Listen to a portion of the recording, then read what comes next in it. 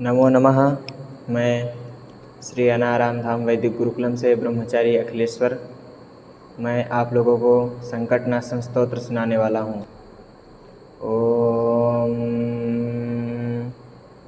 प्रणम्य शीर्षा देवं गौरीपुत्रं विनायकं भक्तावासं स्मरे नित्यम् आयुष्कामार्थसिद्धये।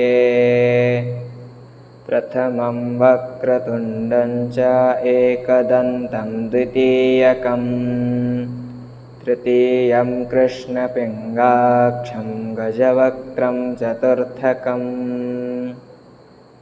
लम्बोदरं पञ्चमं च षष्ठं विकटमेव च सप्तमं विघ्नराजेन्द्रं धूम्रवर्णं तथाष्टमं नवमं भालचन्द्रं च दशमं तु विनायकम् एकादशं गणपतिं द्वादशं तु गजाननं द्वादशैतानि नामानि त्रिशन्धं यः पठेन्नरः न च विघ्नभयं तस्य सर्वसिद्धिकरं परम् विद्यार्थी लभते विद्यां धनार्थी लभते धनं पुत्रार्थी लभते पुत्रान् मोक्षार्थी लभते गतिम् जपेत् गणपतिस्तोत्रं षड्भिर्मासैः फलं लभेत्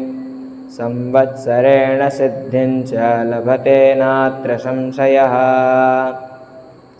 अष्टभ्यो ब्राह्मणेभ्यश्च लिखित्वा यः समर्पयेत् तस्य विद्या भवेत् सर्वा गणेशस्य प्रसादतः। ॐ गङ्गणपतये नमः। नमो नमः।